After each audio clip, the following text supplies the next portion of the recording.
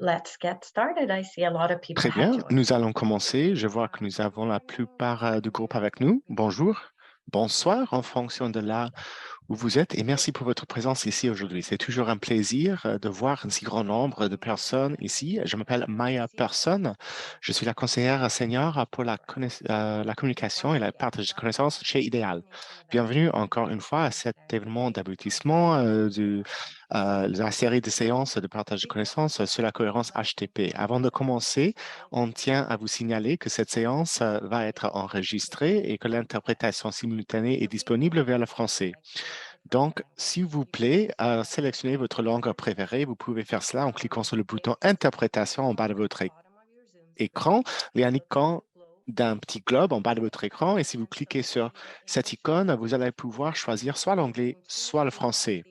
Vous pouvez aussi choisir de mettre l'audio original en sordine ou de l'entendre toujours à un volume réduit. Il est très important de choisir un canal ou l'autre, donc s'il vous plaît, sélectionnez votre langue d'écoute préférée.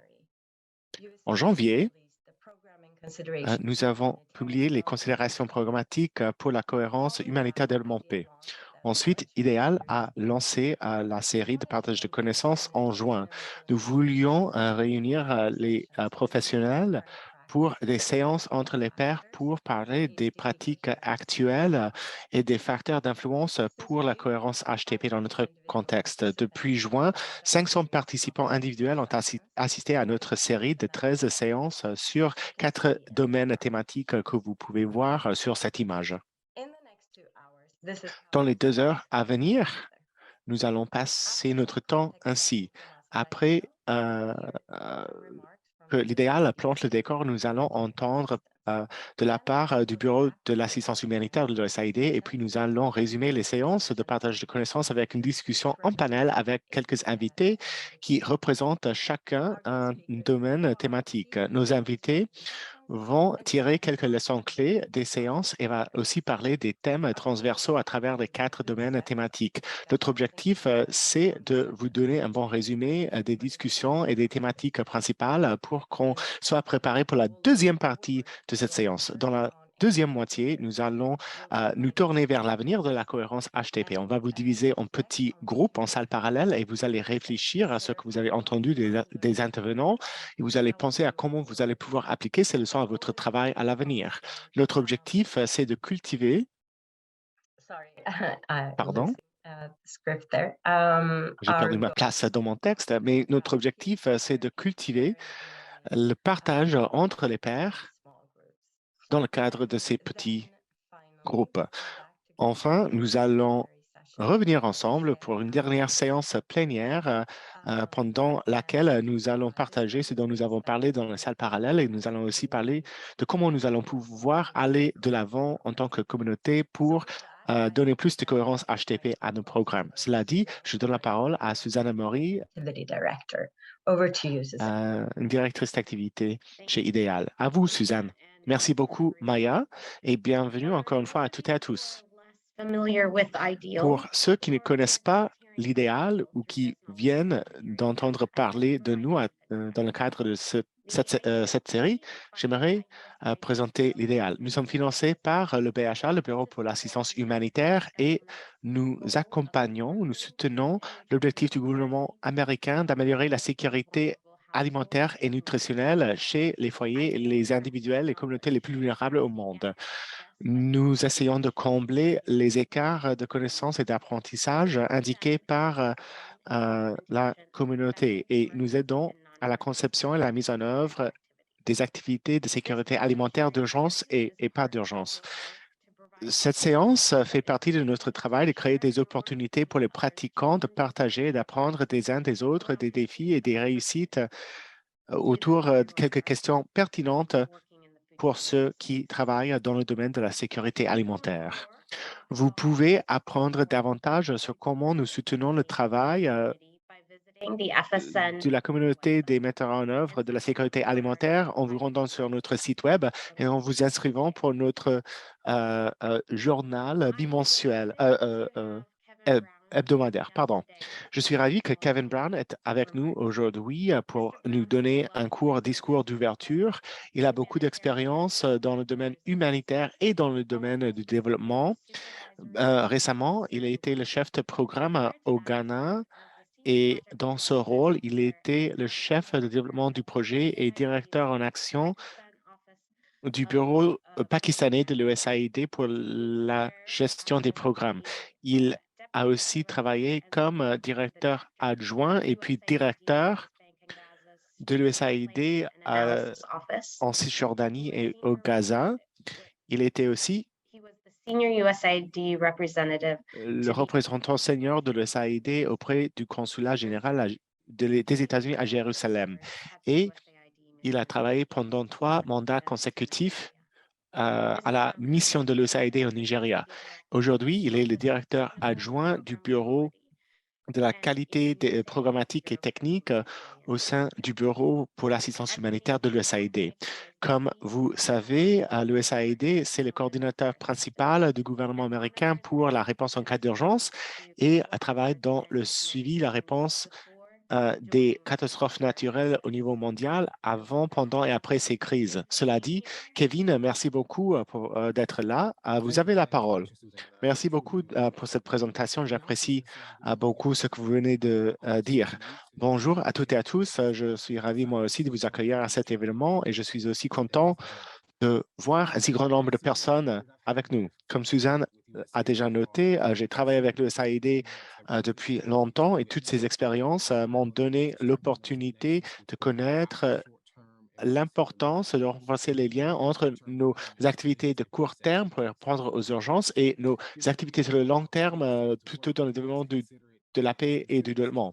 Quand nous pensons au travail de l'USAID, il faut en penser dans sa totalité et dans le contexte de la relation entre l'humanitaire, le développement et la paix. Avec le changement climatique, la COVID, nous avons vu beaucoup de chocs. L'insécurité alimentaire se creuse, les prix sont en hausse et les communautés deviennent de moins en moins résilientes, sapant à nos avancées antérieures. Comment est-ce que nous pouvons nous y attaquer en tant que communauté de développement mondial? À l'Assemblée générale de l'ONU, le président Biden a annoncé une contribution de 2,9 milliards de dollars pour soutenir ces efforts de développement. 2 milliards de ces dollars vont être dépensés dans le domaine de la sécurité alimentaire. C'est un engagement majeur. Mais ces fonds ne vont pas peut-être suffire pour répondre à toutes les catastrophes humanitaires et naturelles auxquelles nous allons devoir faire face. Il faut qu'on pense à là où nous sommes et là où nous voulons aller. Il faut aussi penser critiquement et trouver des solutions locales et novatrices qui sont basées dans les principes de la cohérence HTP et qui vont aider les communautés à réaliser leur autosuffisance. Il faut aussi encourager le changement de comportement chez tous les membres de nos sociétés, des citoyens aux gouvernements municipaux, au Parlement et au président même. Cela va nécessiter l'implication et l'appropriation de tous les individus. Le changement des comportements, c'est un processus participatoire par nature qui nécessite l'élimination de 3 limitations. Il faut lier les résultats et les impacts. Avec nos partenaires, l'USAID fait des progrès, des avancées. Par exemple, en Éthiopie, le PHA et les activités pour Feed the Future créent des programmes de filets de sauvetage qui fournissent un soutien multisectoriel et d'urgence pour répondre aux besoins totaux de la population. L'USAID a aussi déployé des efforts stratégiques ou a créé un groupe de conseil pour déployer des efforts stratégiques dans des cas d'urgence. C'est une plateforme d'experts techniques qui soutient le cycle de HTP, suivi les crises et développe de nouvelles activités dans les zones impactées par ces crises. Aussi, au Niger, l'USAID travaille avec le Programme mondial de l'alimentation pour aligner ses activités avec les activités de la BHA pour répondre au prix des aliments qui sont en hausse. Aussi, au Mali, nous avons mis en place un processus de séquençage qui met en connexion des activités de relance et des activités d'urgence. Il y a beaucoup d'exemples de ce type de travail. Vous pouvez lire davantage dans notre rapport sur la cohérence HTP que nous voulons de publier. Ces exemples illustrent l'objectif de cette approche qui est les résultats plus réels et plus durables pour les personnes que nous desservons et la réduction du besoin pour l'aide humanitaire. L'USAID incorpore aussi la cohérence HTP à travers toutes ces stratégies au niveau de l'agence. Nous participons aux communautés de l'OCDE dans ce domaine et la cohérence HTP est un point focal clé dans les stratégies suivantes. Nous avons la stratégie sur le climat, la stratégie pour la sécurité alimentaire au niveau mondial, la stratégie américaine sur l'eau, la stratégie pour éviter les conflits et promouvoir la stabilité, le cadre stratégique du BHA pour la réduction des risques, la résilience et la réponse précoce, et aussi la stratégie de résilience qui va être publiée en 2022. Ces efforts avec cette série de partages de connaissances sont l'exemple d'une évolution positive dans nos activités. Je sais que nous allons tous nous inspirer par cette discussion et j'ai hâte d'entendre les résultats de cette réunion. Encore une fois, merci d'avoir assisté à la construction de nos connaissances collectives et de renforcer la cohérence HTP. Suzanne, je vous rends la parole. Merci. Merci beaucoup, Kevin, pour ces paroles d'ouverture et d'avoir partagé tout le travail que le BHA fait déjà dans le domaine de la cohérence humanitaire, développement et paix, avec quelques très bons exemples euh, euh, du document qui était vraiment la base, la fondation de cette série. Maintenant, c'est mon plaisir d'inviter nos trois panélistes à nous parler un peu des sujets que nous avons abordés pendant cette série. Cela dit, nous avons un panel formidable devant nous qui vont nous aider à revoir, à résumer la série de partage de connaissances. Et vous, les panélistes, vous pouvez ajouter vos questions et vos commentaires dans la boîte à discussion. Si nous n'avons pas le temps de répondre à toutes vos questions, il y aura aussi du temps pendant les séances parallèles pour poser vos autres questions éventuelles. J'ai maintenant le plaisir de vous présenter nos panélistes qui vont partager des leçons tirées des 4 domaines thématiques abordés pendant cette série. Norma Toussaint, c'est la conseillère senior pour la sécurité alimentaire et l'apprentissage chez Ideal. Greg Macabila est le chef de parti adjoint chez MEAL et il travaille pour Catholic Relief Services en Éthiopie dans le cadre d'une activité de résilience sécurité alimentaire en Éthiopie. Jim Flock travaille pour ACDI VOCA. Il est le chef de parti de l'activité de résilience et d'apprentissage de l'USAID en Afrique de l'Est. Et Saika Kabir est l'ancienne directrice de gestion de connaissances, de recherche et d'apprentissage et de la communication chez Nobo Jatra, une RIFSA financée par l'USAID, qui est menée par World Vision au Bangladesh. Donc, Norma, on va commencer par vous. Vous étiez le chef de parti pour l'avancement de la cohérence HTP de gestion locale. Merci et bonjour. La cohérence HTP veut capter la cohérence entre les acteurs humanitaires, développement et de paix. Et il essaie de surmonter ces silos séparés. Il ne reconnaît pas que les acteurs locaux et les centres locaux, mais c'est un déplacement intentionnel vers les communautés locales. C'est important parce que pour assurer la durabilité de notre programmation durable, il n'est pas suffisant de parler des solutions locales. Il faut s'aligner sur la réalité des communautés locales qui sont les véritables parties prenantes de nos programmes. Ça permet beaucoup d'espace et de flexibilité pour que les acteurs locaux partagent leur propre définition de ce que ça veut dire pour eux et ce que ça veut dire dans leur contexte local.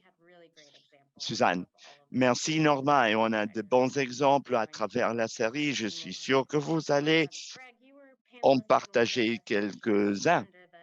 Greg, vous avez été panéliste dans une des séances les données pour la prise de décision, quels étaient les résultats clés pour le suivi et mise en œuvre.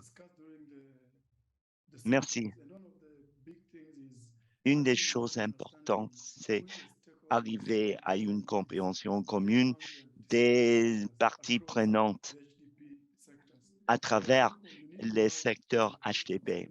Il faut avoir des consultations même avant de connecter les données. Il faut parler au gouvernement, aux parties prenantes, aux autres acteurs. Et dans les activités USID et d'autres, ça fait qu'il est beaucoup plus facile de s'en servir. Il faut construire des bonnes relations pour le partage d'informations, les différentes manières à travers lesquelles on peut commencer à discuter les résultats lorsque vous en avez. Par exemple, on avait un programme qui s'appelait les opérations d'urgence conjointes. Eux, ils collectent des données sur les marchés et nous, on recollecte des données à d'autres niveaux. Il faut avoir une plateforme de partage de données. Chaque partie prenante y a accès et nous avons des réunions à laquelle nous assistons. Bon, ça serait quelques points clés. Thanks, Greg. Jim, you joined us to talk about backbone mechanisms under our Jim, communication. vous avez parlé des mécanismes de soutien et une meilleure approche vis-à-vis de la coordination et communication. Comment ça aide pour la cohérence HTTP? Il faut avoir des ressources.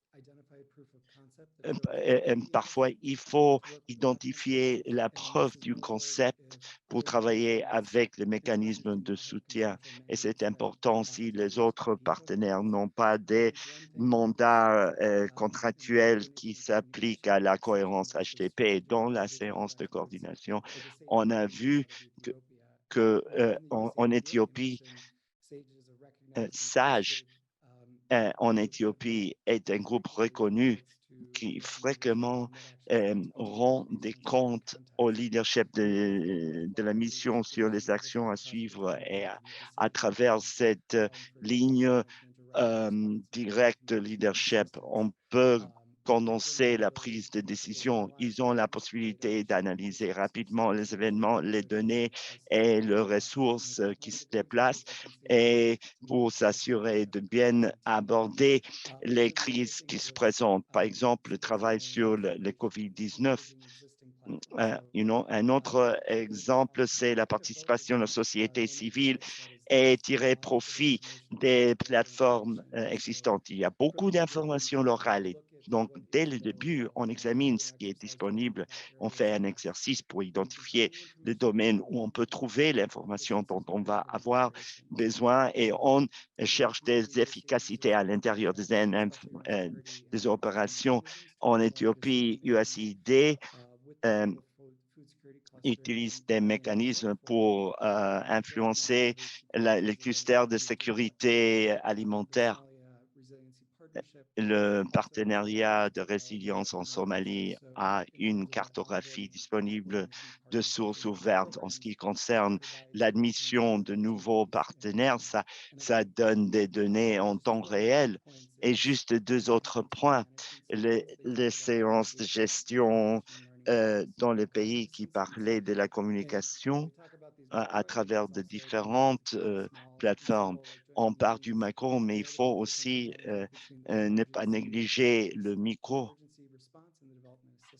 Les équipes de réponse de catastrophes et les équipes d'assistance au développement.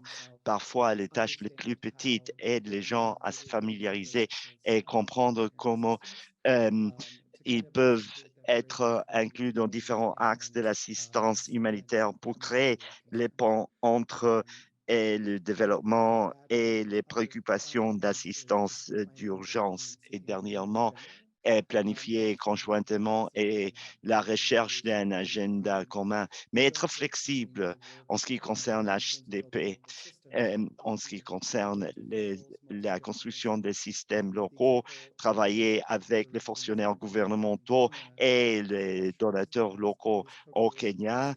On a pu s'assurer que cette coopération a lieu avec les fonctionnaires locaux du comté et qu'on contribue aux efforts nationaux avec les fonds, le financement des programmes pour être alignés sur les initiatives. Dans le nord-est du Kenya et la Corne de l'Afrique, il y a eu beaucoup de sécheresse. Donc, il faut être flexible pour comprendre quels sont les besoins des gens.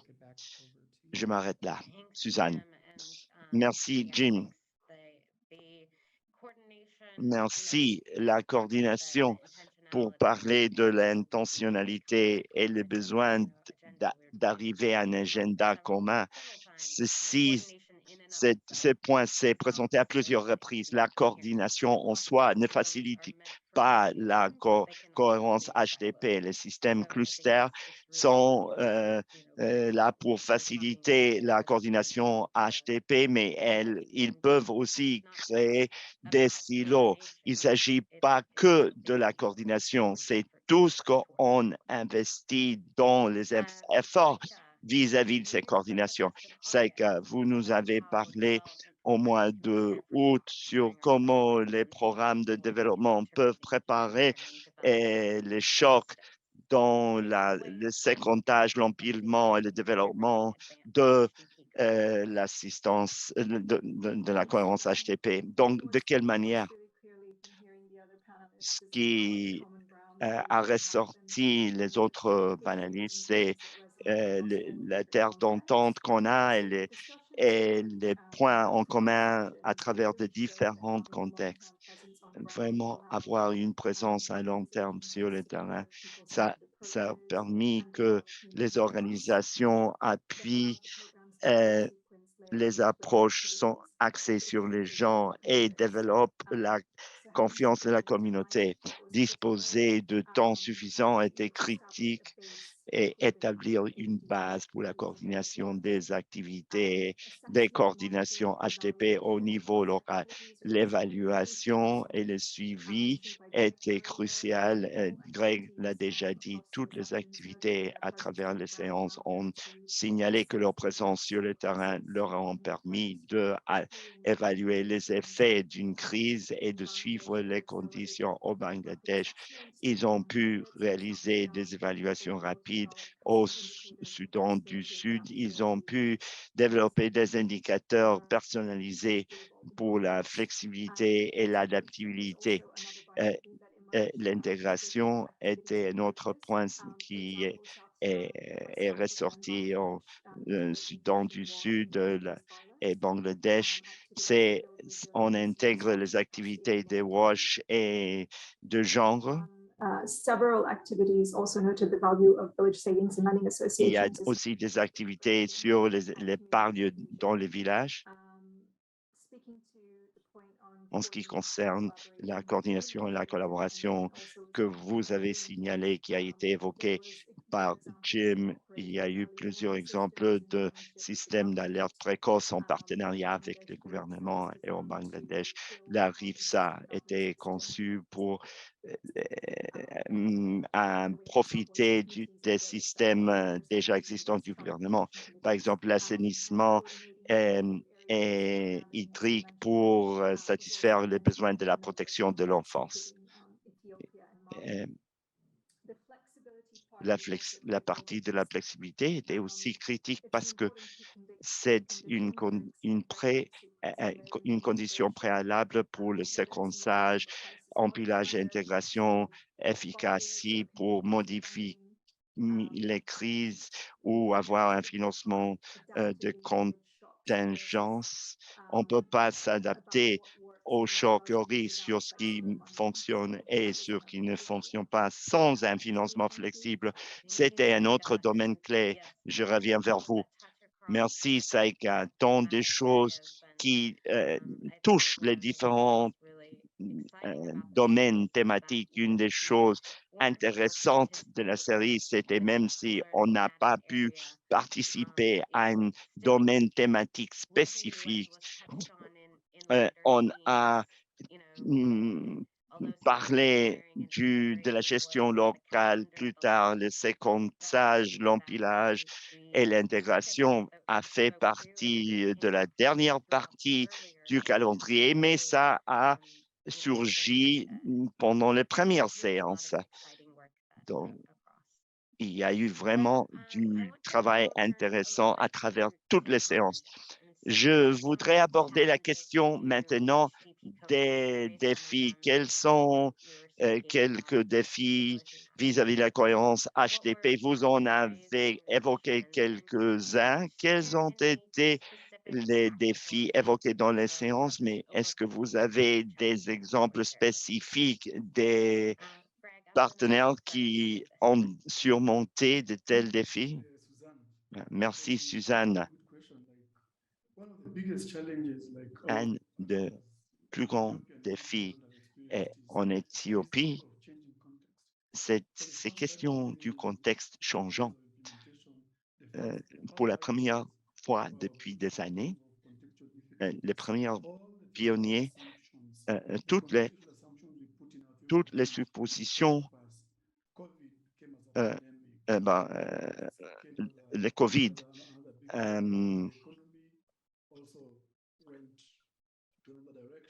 et l'économie et les sauterelles et locustes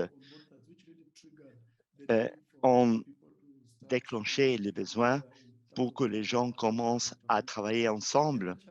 Et l'autre défi auquel on a dû faire face, c'était la qualité des données et la disponibilité des données.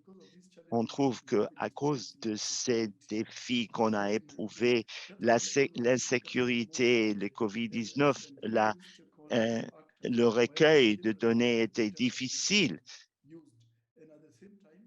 En même temps, la capacité de collecter ces données était tout un défi et c'est toujours un défi en ce moment. Et dernièrement, je voudrais évoquer toute l'idée du partage de données.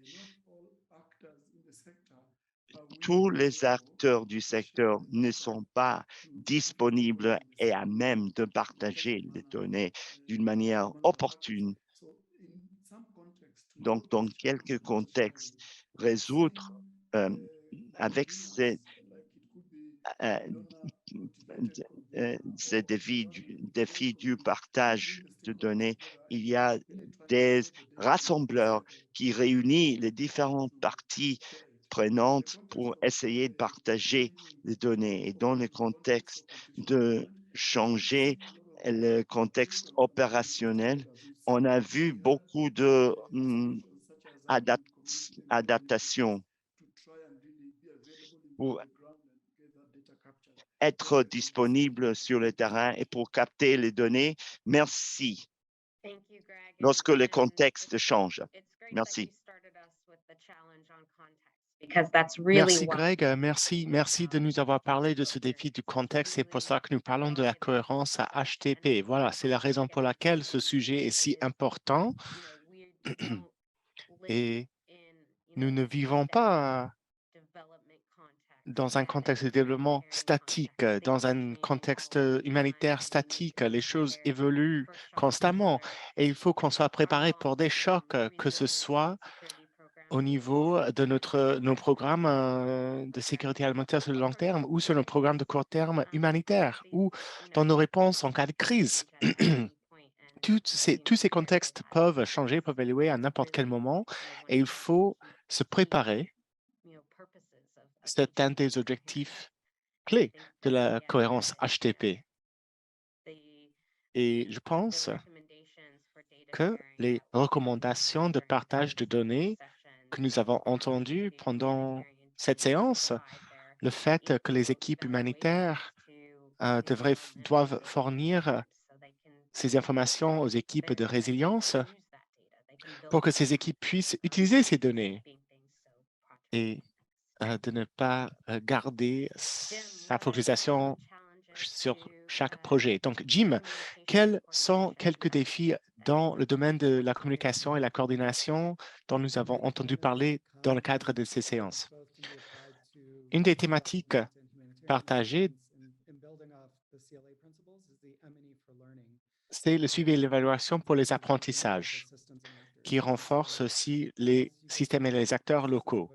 En passant par ces processus dont Greg et Norma ont parlé, cette idée de faire la co-création, de la co-implémentation, il faut s'assurer que tous ces systèmes sont connus des entités respectives qui en sont chargées. Cela permet le suivi de tout cela et chaque entité peut montrer là où on renforce un système local et l'USAID ou les autres bailleurs de fonds peuvent suivre cet avancement.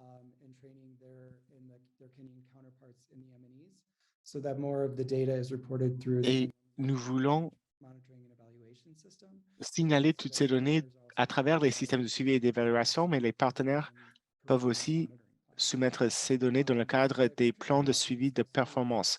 L'équipe pays a parlé aussi de comment on peut intégrer les crises dans une plateforme de suivi d'évaluation partagée et ces outils peuvent être utilisés de façon différente dans des contextes différents, mais nous voulons capter ces données pour que nous puissions aller de l'avant en comprenant tout cela. Dans la séance pour la communication et la coordination, c'est le partage et la synchronisation des données pour l'analyse qui est important et en termes de ce qui fait quoi et où. Et Greg a aussi parlé d'un mécanisme pour sécuriser et harmoniser les données. Et à cette fin, il faut aussi penser de façon créative et on peut le faire avec Google Docs, mais c'est comment est-ce qu'on va utiliser les projets de gestion de connaissances. C'est le défi de faciliter l'accès aux données et comment durabiliser l'utilisation de ces plateformes. Il faut donner cet accès aux utilisateurs qui veulent utiliser ces données pour que tout le monde puisse analyser ce qu'on a fait dans le passé et en tirer la leçon ou utiliser ces informations pour arriver à de nouvelles idées. Tout cela fait partie de l'essentiel des activités de communication et en développant de nouvelles initiatives, il faut aussi comprendre comment partager tout cela à travers une gamme plus large de publics, que ce soit les gouvernements municipaux, les communautés que nous desservons, d'autres partenaires de l'USAID, d'autres partenaires de l'aide ou du développement.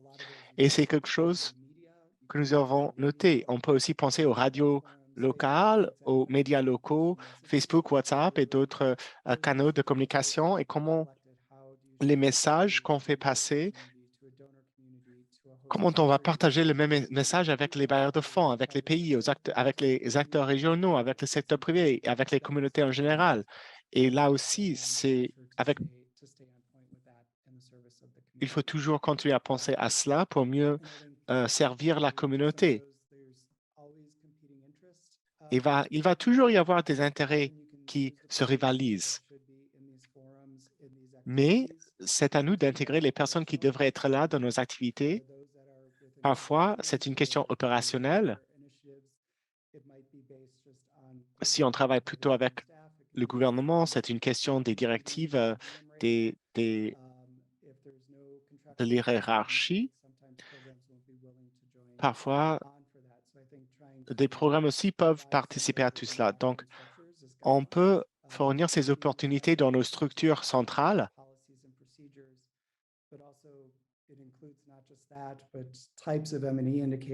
Et il y a aussi des indicateurs de suivi et d'évaluation et des outils de gestion des connaissances pour que, dès le début jusqu'à la fin,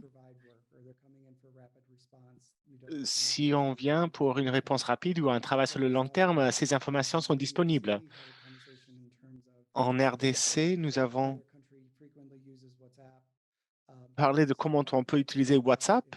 C'est un outil qu'on utilise beaucoup là-bas, mais au Kenya, c'était les médias locaux qui ont aidé à former la communauté Et tout ça contribue au renforcement des systèmes.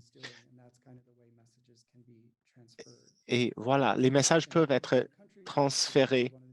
Et du point de vue des équipes pays, un des défis que nous avons entendus, c'est l'intégration des programmes HTP. Et au niveau des programmes pays, certains utilisent des modificateurs en cas de crise et d'autres non. Donc, ça crée des problèmes au niveau du budget. Et ça contribue encore une fois à cet écart entre les équipes qui travaillent dans l'humanitaire ou dans le développement. Et parfois, on a peur de changer, on a peur des exigences différentes, des projets différents. Donc, à l'avenir, il faut aussi garantir la communication en interne pour réaliser tous ces objectifs. Merci, Jim. La motivation, la coordination et tous les facteurs facilitatrices ne vont pas toujours de pair avec nos programmes. Donc, il faut y penser activement. C'est quelque chose d'important à retenir. Il faut mettre tous ces éléments en place pour atténuer ou éliminer ces peurs ou cette peur d'une coopération, d'une coordination renforcée avec les équipes qui travaillent sur les autres domaines des projets. Saïka, est-ce que vous pouvez partager avec nous quelques défis dans le séquençage et l'empilage des systèmes HTTP? Oui, pour rebondir sur ce que Jim vient de dire, sur le recrutement de personnel et les défis des équipes différentes qui travaillent ensemble, au-delà des ressources humaines, nous invitons nos partenaires à travailler à travers les différentes activités humanitaires et de développement. C'est un défi. Et nous avons aussi des problèmes de rétention du personnel. Et pour relever ce défi, nous avons travaillé sur le renforcement des capacités. Nous avons tout un plan de rétention qui est en place.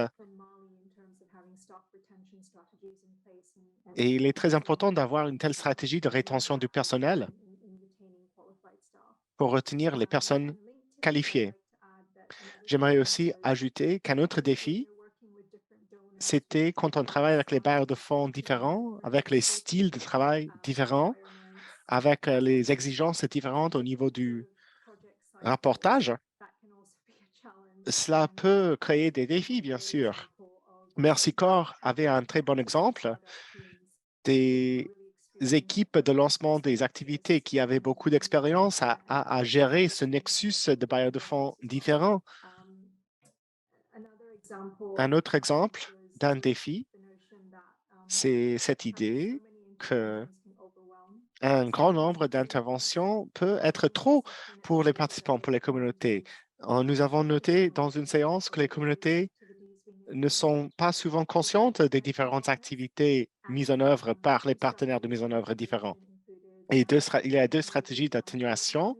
On peut créer des comités de redevabilité et on peut déployer de nouvelles technologies pour essayer de gérer tout cela. Merci.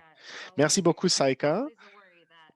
C'est toujours un souci pour nous que les organisations qui mettent en œuvre ces programmes, quand on essaie de passer à la cohérence, parfois on crée du chaos pour les participants et pour les foyers. Donc, c'est à nous de nous assurer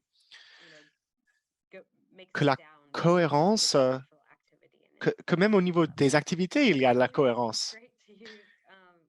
Et cela me rappelle des défis dont on en a parlé dans les séances avec Norma sur les activités menées au niveau local. Donc, quels sont les défis qui empêchent la coordination vraiment au niveau local? Oui, merci Suzanne. Il y a beaucoup de défis. Au début de cette série de partage de connaissances, nous avons établi que les acteurs locaux sont le centre naturel de nos activités, mais ils travaillent souvent dans les silos sectoriels. Donc, comment est-ce qu'on va définir le local? Pour Coffee for Peace, une activité aux Philippines, nous avons appris qu'on étudie les dynamiques de pouvoir. Pour cette activité, la personne qui avait moins de pouvoir, c'était le point focal. Et pour surmonter ce défi, il faut établir une compréhension dès le début, et Greg l'a déjà dit, mais il faut aussi avoir l'adaptabilité de raffiner cette définition en fonction des contextes qui évoluent en pleine évolution. Un autre défi, ce sont les infrastructures faibles ou limitées qui peuvent créer des défis pour les programmes de cohésion sociale. Quand nous travaillons avec les acteurs locaux, il est souvent important de se souvenir de la complexité des réseaux sociaux sur le terrain. Et même si ces réseaux sont importants pour la cohésion sociale et pour le fonctionnement du secteur en cas de crise, il est assez difficile de profiter de ces réseaux. Un autre défi, c'est les réseaux de transport qui sont faibles si on veut se rendre dans les zones reculées et cela peut empêcher la coordination. Un autre défi identifié, c'est la transition vers la direction locale de nos activités. Au Kenya, il y avait une panne de communication et une perte de confiance chez la communauté à ce niveau. Et on nous a parlé de comment il a fallu déployer des efforts pour impliquer la communauté dans la prise de décision, pour regagner cette confiance. Mais cette panne de confiance a mené à une perte de confiance, une perte de ressources, et il a fallu atténuer et répondre à tout cela. Et Brad a dit qu'il est important d'identifier les points d'entrée pour se réintégrer dans la communauté. C'est une stratégie pour relever un tel défi. Le dernier point, c'est Coffee for Peace a partagé que leur approche qui était basée sur la vision leur a mené à dire non à certains bailleurs de fonds. S'il y avait un conflit entre la mission et un bailleur de fonds potentiel, on n'allait pas accepter ce financement. Mais ça a créé aussi le défi qu'il fallait se souvenir qu'on travaillait pour une mission et une vision et pas pour avoir un certain financement. Merci, Norma. Je pense qu'une des citations que je vais garder avec moi pour le reste de ma vie est venue de cette première séance sur l'avancement de la cohérence HTP menée au niveau local. C'était CIPI qui nous a dit « Les communautés ne sont pas vides. On a des connaissances autochtones au sein de ces communautés. Il faut profiter de ces connaissances et c'est à ces communautés de déterminer comment on va utiliser ces connaissances. Et il faut travailler pour déterminer comment on va faire cela et comment on va éviter l'exploitation des équipes locales ou des communautés locales. Il faut permettre à ces communautés d'être les vrais leaders, mais cela peut être un défi pour nous qui sommes externes à cette communauté ou à ces communautés. Donc, merci beaucoup d'avoir évoqué tous ces points-là. Voilà, nous avons déjà touché à beaucoup de sujets différents. Il y a beaucoup de points transversaux, mais j'aimerais maintenant parler de quelques domaines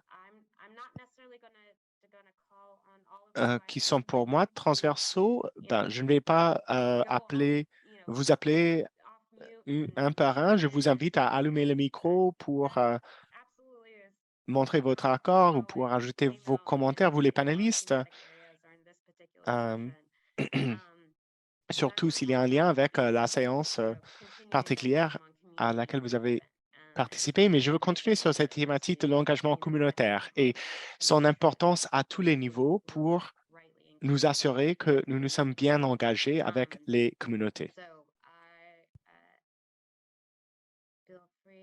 Donc, n'hésitez pas. Jim, vous avez parlé de la participation communautaire. Voulez-vous briser la glace? Oui, bien sûr.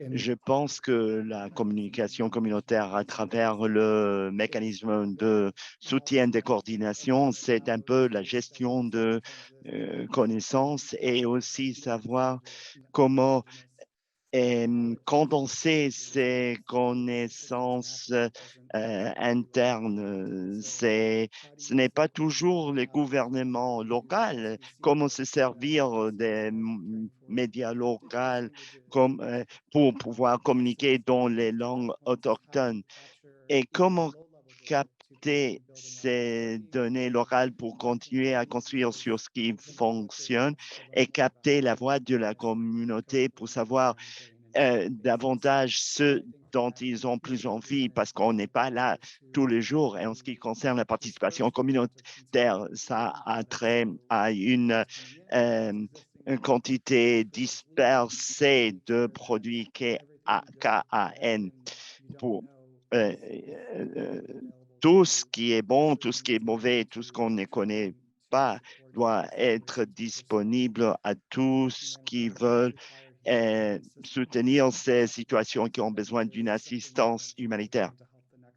Il doit y avoir quelque chose là en ce qui concerne l'aide du prochain et pour tendre des ponts pour colmater cette brèche. Je m'arrête là. En ce qui concerne les données, nous avons besoin de respecter le fait que les communautés ont d'autres choses à faire de leur temps. Il faut les impliquer, les engager de manière à ce qu'ils comprennent pourquoi on obtienne ces données et comment est-ce qu'on va s'en servir. Un exemple, lancer les processus en nous réunissant avec eux et en parlant avec eux de la valeur de ces données. Et très souvent, il y a des acteurs sur le terrain qui font la même chose et les communautés se fatiguent et elles veulent pas répondre pour des prunes. Ce qu'on a constaté, c'est que les communautés utilisent ces données pour la planification, pour les plaidoyer. One thing I'll add, just building off of Greg's point, Pour continuer dans la même lignée, si on fait marche arrière du point de vue technique et on célèbre les points de vue divergents des communautés qu'on dessert et pour lesquelles on fait les plaidoyers. Il s'agit de célébrer les histoires, les identités, des cultures dans lesquelles on travaille, naviguer dans cet espace et avoir cette perspective et savoir ce que les communautés valorisent pour que les données dont ils se servent aient une plus grande résonance auprès d'eux parce qu'on a pris du recul pour les aider à les célébrer. Ça a trait à ce que vous disiez, Greg, de faire revenir ces données aux communautés. Si vous célébrez les communautés, si vous pensez à leur perspective et vous ne pensez que aux données comme des données exclusives de votre projet ou votre organisation. Ce n'est pas la propriété de votre organisation. Les données sont la propriété des personnes qui ont été disposées à nous les offrir. Je comprends que les gens peuvent se fatiguer de toutes les enquêtes, mais il faut penser également à comment on peut soutenir et rendre les données. Saika? Je pense que tous les points importants ont déjà été élucidés, mais les données sont critiques. C'est la partie manquante du puzzle. Il faut que les communautés puissent les valider. Il faut qu'ils puissent participer à des conversations en ce qui concerne l'utilisation de ces données pour concevoir des activités ou des programmes. C'est critique. Les données doivent être représentatives de la communauté pour s'assurer que les vieux, les femmes, les enfants soient reflétés dans les données qu'on réunit et validées avant de tirer parti de ces données, avant de concevoir quelque approche que ce soit ou avant de pivoter. Merci. Merci. Il nous reste un peu moins de 10 minutes, mais je voudrais évoquer un autre thème qui a surgi, la flexibilité. Évidemment, il y a une flexibilité qui pourrait faire défaut dans tant d'aspects différents pour accomplir la cohérence HDP. Je me demande si, Saïka, vous avez parlé de la flexibilité dans le financement et c'était des thèmes spécifiques qu'on a évoqués. On a parlé de la flexibilité pour des différents bailleurs de fonds et le financement de plus longue durée. Pourriez-vous parler de quel genre de flexibilité peuvent rehausser la cohérence HDP? Bon, très bien. Il y a eu plusieurs exemples qui ont surgi au cours des séances. Et aussi, en lien avec le programme, dans quel moment de la allocation des fonds vous étiez? Il y avait certains programmes qui avaient des modificateurs de crise dont ils pouvaient se servir immédiatement, mais dans le cas du Bangladesh, qui était une dérive, ça, de plus longue durée, il n'avait pas ces mécanismes incorporés. Donc, il était question de rediriger des fonds déjà existants et de le faire de manière à ne pas rien enlever aux activités de mise en œuvre ou résilience. Et ceci a trait à toute la discussion autour de l'analyse des données. Si vous avez les données, vous avez on avait la justification. Il faut pouvoir étayer ces arguments pour pouvoir pivoter. Il y a plusieurs mécanismes, mais je pense qu'un des défis identifiés aux modificateurs des crises ou à la réallocation de budget existant. Si vous avez une crise, par exemple, dans le contexte du Bangladesh, s'il y a eu un cyclone et tout a été endommagé, les gens ont été déplacés et le temps est critique, avoir cette flexibilité et le rythme, pas seulement du côté de partenaires d'exécution, mais le donateur ou les gouvernements qui puissent se déployer le plus rapidement possible et dévier l'énergie et le budget lorsque ça fait défaut.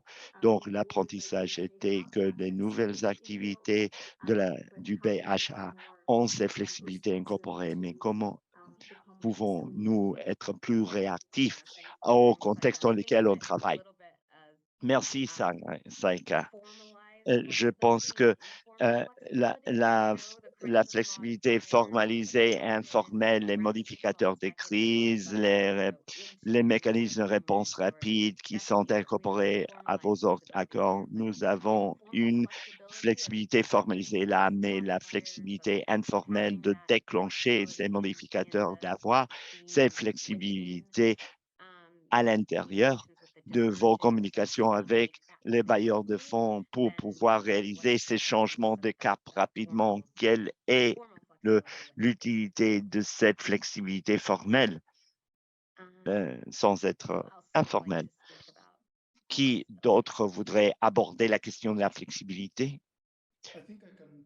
Je pense que je peux faire quelques commentaires. Je le vois dans de différents contextes changeants. Est-ce qu'on a appris sur la flexibilité et des sessions et de ce qu'on constate maintenant? Il faut que ça soit intentionnel. Les systèmes doivent être monter vers les flexibilités. Un bon exemple, c'est qu'avec les COVID, on a découvert que dans des pays comme les Madagascar et d'autres, les déplacements étaient restreints et les consultants n'étaient pas permis dans le pays. Et même si on les a admis, il y a eu un gaspillage de ressources et une perte de temps. Et une bonne manière d'obtenir les données était à travers des pilotes petites qui se servaient du personnel existant. Le contexte nous avait forcé à adopter des acteurs de la communauté parce qu'il y avait certains aspects de la communauté auxquels on n'avait pas accès au moment de insécurité, mais si on avait des gens déjà là, en ce qui concerne la collection, les partages des données, c'est très important. Merci. J'allais juste ajouter, je pense qu'on a vu de bons exemples qui sortent de SAP et même en sachant le travail du groupe SAGE pendant la COVID et pendant la crise de l'Éthiopie, les groupes SAGE nous a donné ça, ça nous a permis des réactions plus rapides et des chronogrammes plus rapides. On a vu que ces programmes examinaient leur budget et ils augmentent le transfert d'espèces depuis la guerre en Ukraine. Au lieu de essayer d'enseigner les agriculteurs, ils ont simplement essayé d'y arriver le plus rapidement possible et la communication de la part de USAID avec les gouvernements du côté, il fallait être flexible. On ne courait pas à cause d'une chose, il fallait savoir comment se servir de ce qu'on avait comme ONG ou comme partenaire d'exécution. Il fallait voir ce qu'on possédait qui pouvait donner le plus grand résultat en période de sécheresse ou de conflit. Je pense que c'est un des domaines qu'on a vu, pas en tant que mécanisme, mais pour offrir cette communication pour dire voici ce qu'ils font, voici ce qu'ils font, voici le rapport général, mais ça dépend des entités individuelles. Ça, on incorpore un maximum d'informations et on s'en sert le mieux possible parce qu'en ce moment, tout le monde doit examiner le budget, mais il faut s'assurer qu'on est efficient dans l'utilisation des fonds. Merci, Jim. Norma, Thank you. merci, Suzanne. I think to sum Suzanne. up one thing to Juste point out and for deux petits flexibility, points que one j'ajouterais thing that pour la really is flexibilité. Une focusing chose some qui a interest fait into the écho last session auprès de before moi that ou qui a was éveillé pointed out by de Greg. l'intérêt, c'était un He point had shared that there qui a was été freedom in signalé par instruction being locally led. Copie pour la paix. Tyler specifically shared that, there's flexibility of not being bound Il y by a de la frames, which flexibilité à ne made me pas want to hit être our contre. knowledge management, and it made me folks cringe a little bit, but she wasn't bound by log frames. Their organization wasn't bound by log frames, and they had the flexibility to negotiate Ah, that point with those ils avaient la and flexibilité to de negotiate négocier those ces points disagreements. avec les And bailleurs so de it made fonds me et want to leurs really contraintes temporelles étaient un build peu with euh, Sophie and Eve. différentes. Donc, ils avaient une From piste my d'atterrissage understanding, also shared assez that prolongée the pour traiter divisive ces questions avec and la communauté, emergency même being in au dialogue milieu was a de huge la thing in their crise et lives même ahead of au this course. milieu So just remembering that des flexibility can urgences. cause Avoir un division and dialogue continue avec les at the communautés at those est très entry points to important. be in Il dialogue faut pouvoir as definitely flexibility. identifier continuellement les Great. points Thanks so d'entrée much, pour Norma, and thank you, everyone. avoir un dialogue Thank you avec for la this recap. communauté. Merci This is Norma, one merci tout le monde of series de in nous avoir aidé à less than an récapituler hour. 3 mois de série en But moins we're d'une going heure. to, Et maintenant, soon, on soon, soon va break bientôt out pivoter and get into au deeper discussions sous-sel et about the engager challenges des that discussions plus navigating profondes sur ces and our défis et resilience forward ces in réussites et the work that comment we do, appliquer navigating ces tensions and apprentissages au travail and qu'on réalise au sein de nos organisations I'm et really dans looking les forward to that. systèmes So plus I'd larges like de to invite Greg now développement, aide to give humanitaire et one consolidation de la big paix. takeaway Je voudrais for demander our à chacun de participants donner un that are listening in apprentissage from the different général sessions that pour we've nos taken participants avant in d'entrer regard to dans this. les So salles, I'll try to dans keep les this to sous-salles. Je vais 1 hour commencer par vous, for advancing Norma, pour consolidation faire and avancer la for cohérence people listening in. locale HDP. Quel est votre apprentissage Thank you, Jen. principal? So one big takeaway is contextualize as much as Une possible. leçon pour moi, c'est qu'il faut tout As the contextualiser autant que political possible, engagement diriger au niveau individual local. leaders Cela and implique as countries une communication navigate différente de emergency pays en pays et de the communauté en communauté. Donc, il faut s'adapter. Et le processus de collaboration et d'engagement, on ne peut pas le dépêcher. Il faut prendre Thanks, son temps. Norma. Merci. Greg. Merci, Normand. Greg, qu'est-ce que vous en pensez? Merci. Il faut aussi apprécier le fait que le contexte dans lequel vous travaillez est en pleine évolution. Il a toujours évolué, il va continuer à le faire. Donc, il faut prendre ça en compte dans la poursuite de la cohérence HTTP. C'est très important. Merci. Jim. Merci, Greg. Jim? Oui, je pense que dans nos discussions sur la communication, il y a l'importance de la localisation, de la planification conjointe. Nous venons de parler de la flexibilité. Il faut impliquer toutes les parties prenantes quand on va prendre ces décisions. Et sur ce panel, mais il faut aussi impliquer les peuples autochtones, les gouvernements, le secteur privé. Il y a beaucoup de personnes qui sont déjà très engagées, qui veulent que ce travail porte ses fruits. Donc, il faut penser à la transition, à la facilitation, il faut respecter tous ces publics. Jim. Merci, Jim. Saika. Saika, qu'est-ce que vous pensez? Je suis tout à fait d'accord avec ce que mes collègues viennent de dire, mais les deux leçons principales pour moi sont l'intégration et l'élaboration des activités qui progresser sur cette idée de la cohérence HTTP. Donc, il faut s'assurer que tous les développements dans les secteurs de développement, etc., pensent au long terme et que chaque activité va pouvoir servir comme fondation pour résilience future sur le long terme. Merci beaucoup, Saika. Et voilà, ce sont de bonnes conclusions et de bons points à retenir pour nos discussions en salle parallèle. Nous n'avons pas le temps de prendre vos questions pour le moment, mais vous aurez du temps dans les salles parallèles de parler en profondeur de ces sujets. Merci encore une fois à nos panélistes. Maya, je vous rends la parole. Merci beaucoup, Suzanne, et merci à nos panélistes pour cette conversation vraiment intéressante et engageante. Un grand merci à nos panélistes, encore une fois.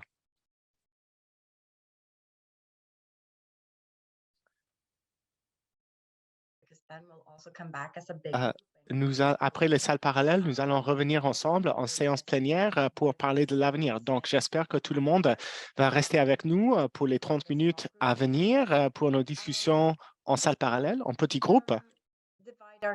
Nous allons nous diviser à travers les sujets suivants. Le groupe numéro 1 va parler de la cohérence HTTP menée au niveau local. Le groupe 2, les données pour la prise de décision pour la cohérence HTTP. Le groupe numéro 3, l'organisation et la collaboration pour la cohérence HTTP.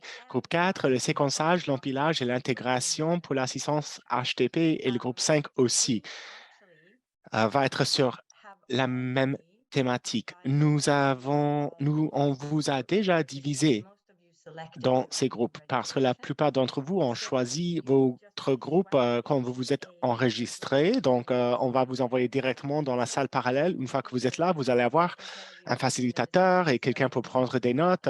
Donc, ça va être facile. Il faut seulement suivre là où on va vous envoyer. Un message spécial pour nos participants francophones.